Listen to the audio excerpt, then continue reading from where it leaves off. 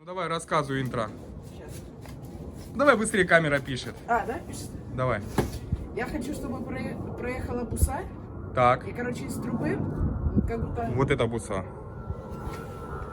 вышел дым, и там, короче, на дыму будет надпись канала. Офигенно, офигенно, очень круто. Короче, занимаешься этой темой.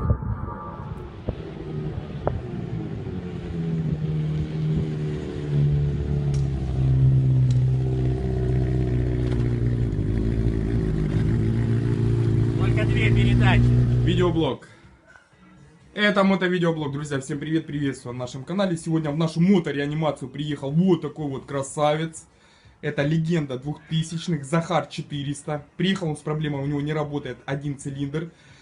Мы уже выяснили, что конкретно на этом мотоцикле не работает четвертый цилиндр. А в чем, собственно говоря, проблема, это мы сейчас вместе с вами выясним. Что ты меня снимаешь? Снимай мотоцикл. Сняли бензобак, сняли воздушный фильтр. Так, демонтировали бензобак. Поставили на зарядку. Что, плохенький аккумулятор, плохо ему совсем. Сняли короб воздушного фильтра и добрались до карбюраторов. Покажи еще лайфхак вот этот с силиконом. Тут есть лайфхак с силиконом. Офигеть. Андрей без перчаток. Так, и все там просиликонено плотненько, мощненько. Померим компрессию, я думаю. Ну, визуально как-нибудь оценим. Ну, а дальше будем снимать карбюраторы и наблюдаем вот такую штуку в цилиндрах, точнее в выпускном тракте. Сейчас сделаю фото детально.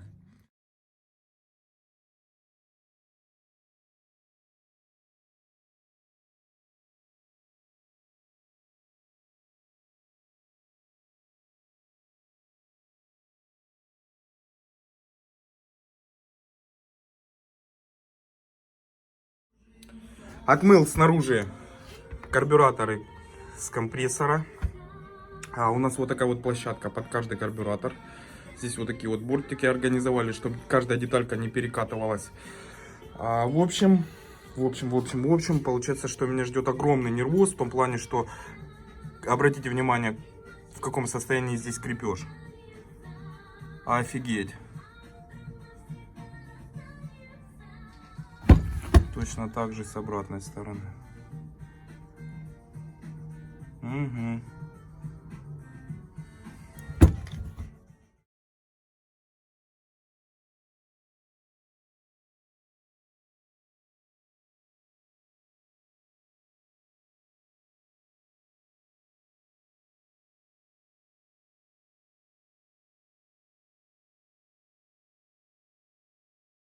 Помыли карбюраторы, почистили вот эти вот поплавочные камеры. Здесь было мусора дофигища.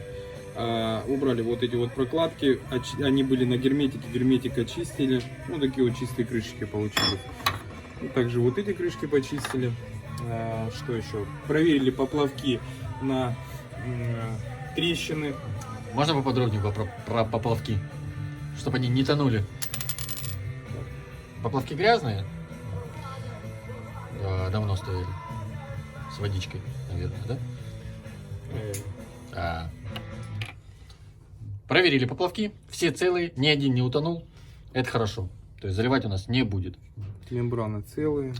Целые мембраны. Проверяем их на предмет Ты трещин. сильно не тяни, а то вдруг порвется.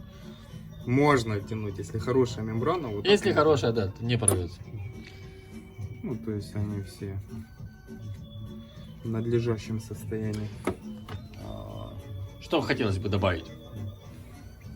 Уплотнение топливного колодца. Где у меня камера? Здесь. Вот здесь у нас не было, на некоторых резинок не было, была подмотана фум-лента.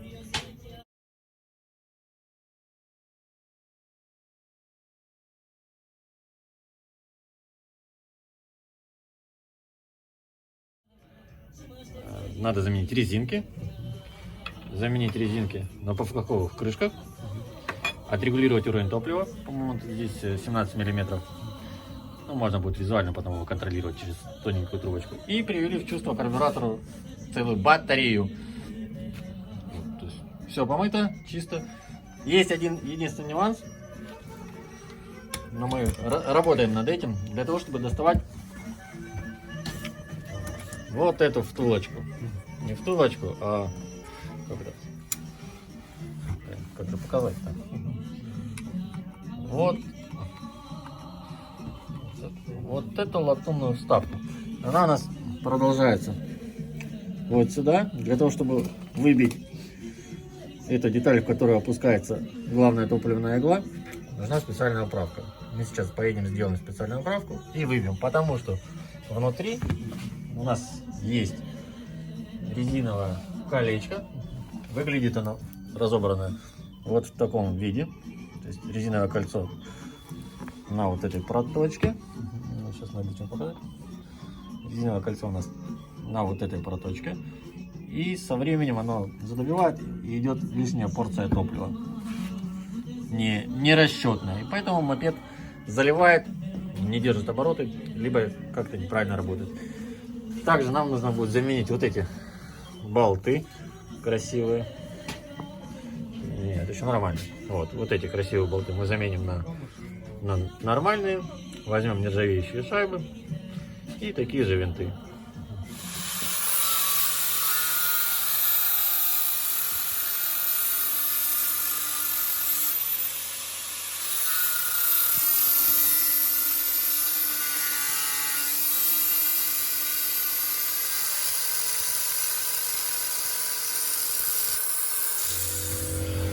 Открываем карбюратор.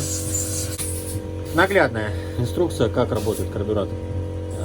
Главная топливная дозирующая игла у нас работает в этой плоскости.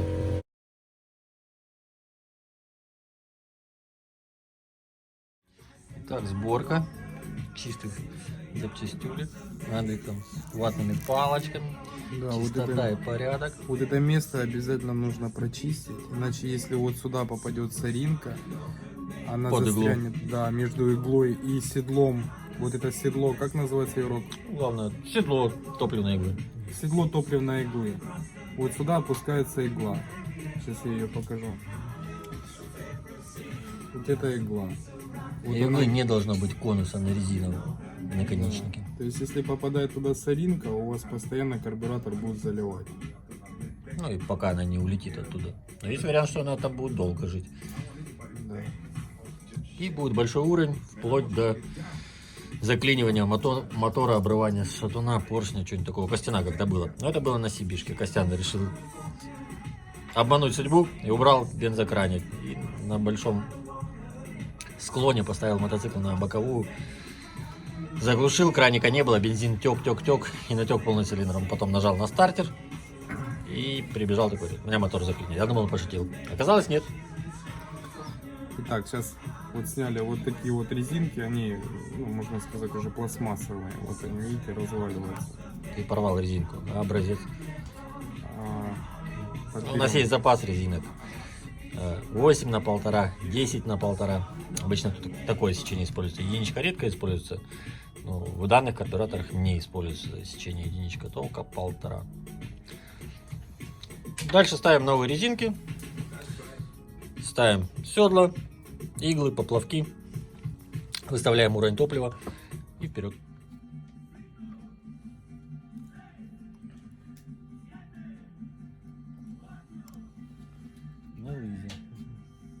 Как Юрок говорит, вот эта резинка одна из самых важных в таком карбюраторе. Сейчас покажем, как седло клапана установить, седло топливной иглы установить в карбюратор.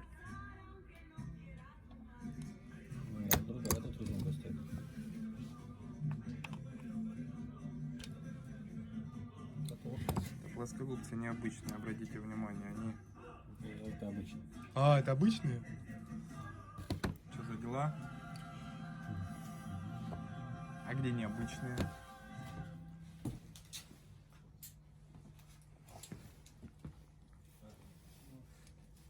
Сейчас Юрок покажет. Оп. имеется. То есть губки вот такие овальные. Большая разница. Мне так кажется.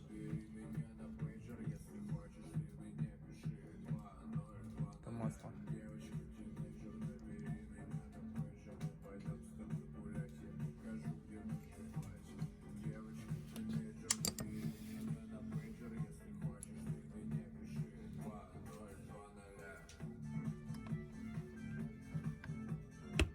Оп. Отлично. А здесь другая резинка, по-моему. Вот есть один. Здесь или?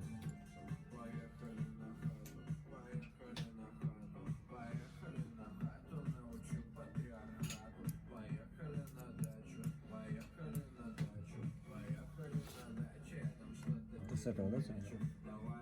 Угу. Ну, садись, это хорошо. Отлично. Ну, значит, у нас другая резинка, что ли? Ну, вот.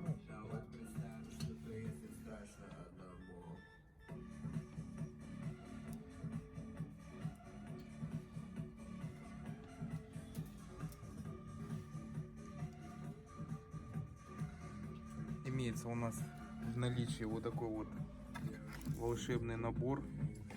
А бывает, иногда нет, тоже нет. Ну да.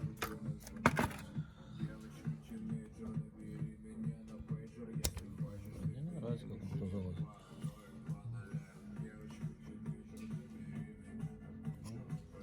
Залез.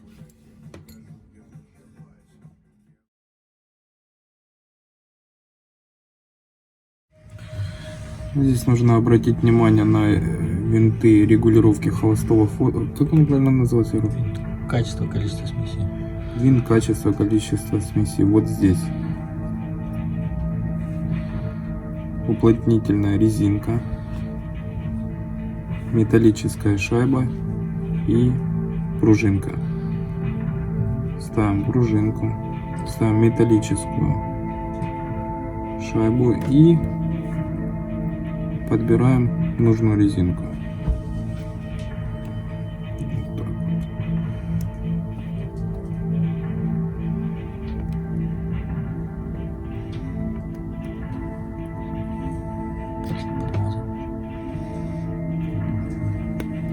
Вот так вот.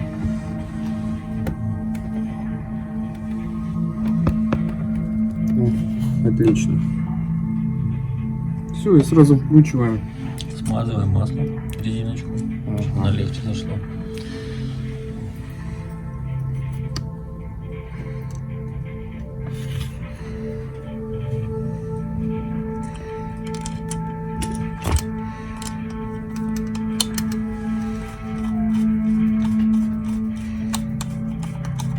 Мотоцикл боль.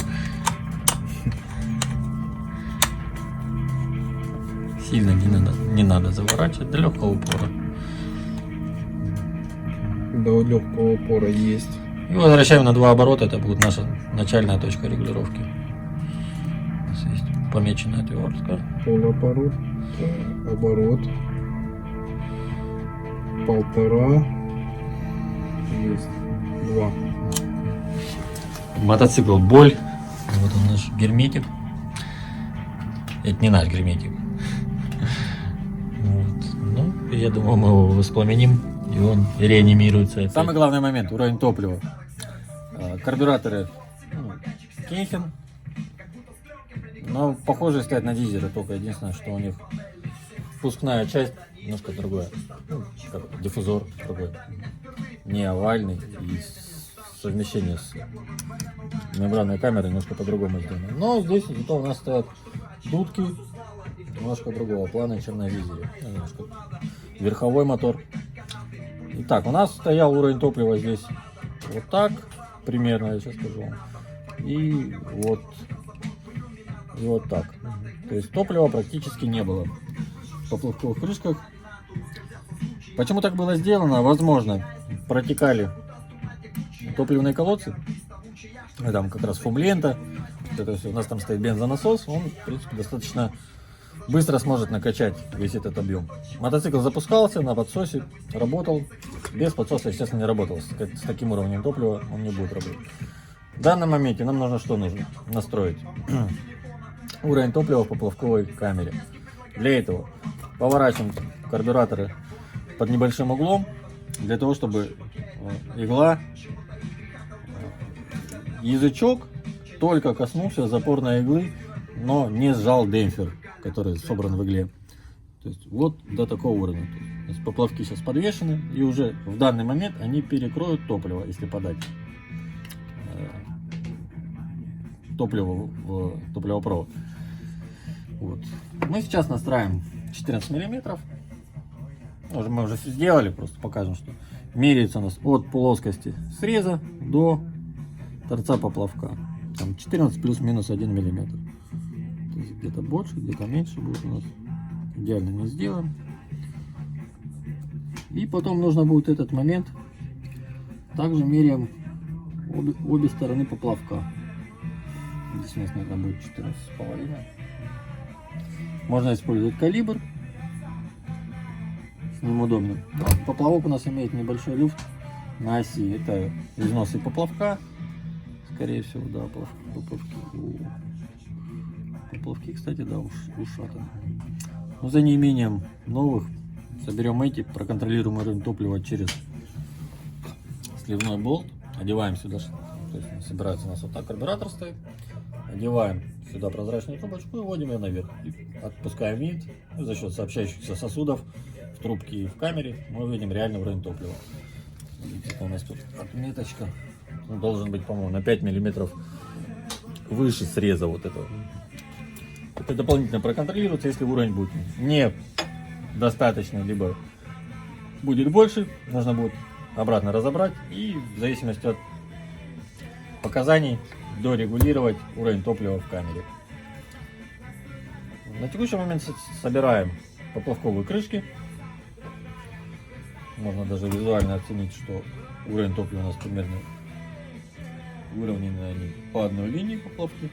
И запорные иглы, демпферы на них работают, то есть иглы относительно свежие. Все, пока на этом все. Следующим моментом видео будет, скорее всего, запуск и окончательные регулировки синхронизации между заслонками и качества. Но качество всегда регулируется после синхронизации. Мы сейчас отправную точку выбрали 2 оборота. И в зависимости от падения оборотов, в зависимости от регулировки винта, вращения, выберем идеальное количество и качество топливной смеси для каждого цилиндра. И также проинспектируем этот момент с помощью температуры каждого выпускного коллектора, что достаточно часто дает очень точный результат.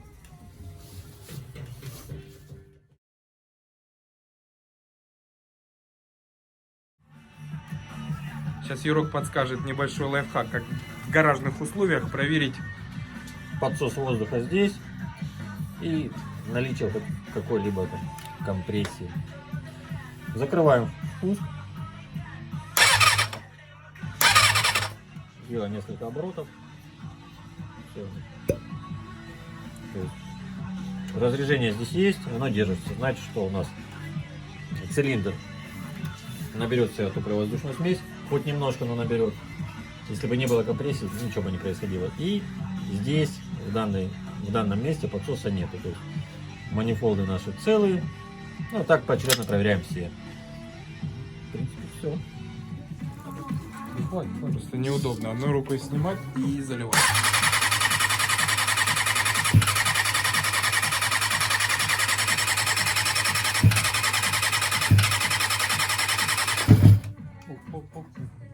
Что воняет?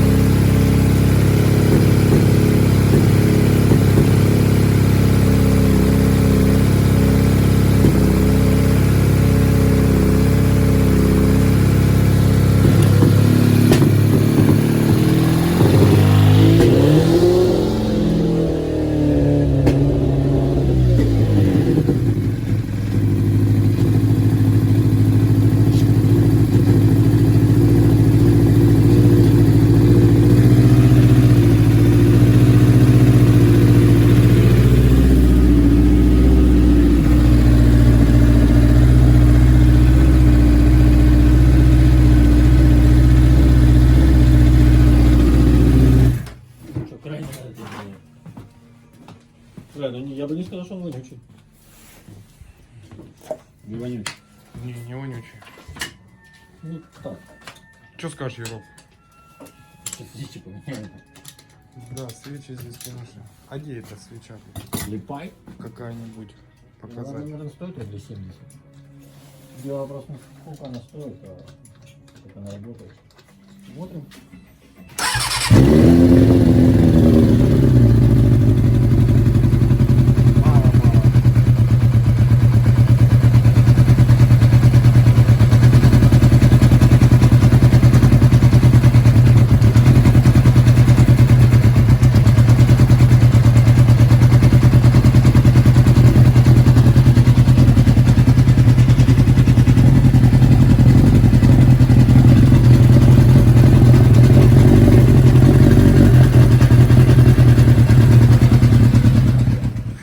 Уже пошло видео. Так и так, друзья. В общем, подкинули ремкомплект вот сюда в карбюраторы из нашего волшебного набора бензостойких резинок. Что мы еще сделали? Подкинули новые свечи. Показываем, как работает. А, еще отсинхронили карбюраторы.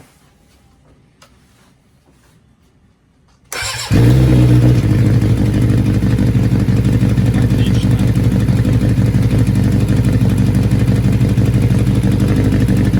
Юрок, есть что сказать в завершении? Резиночки надо поменять между карбюраторами.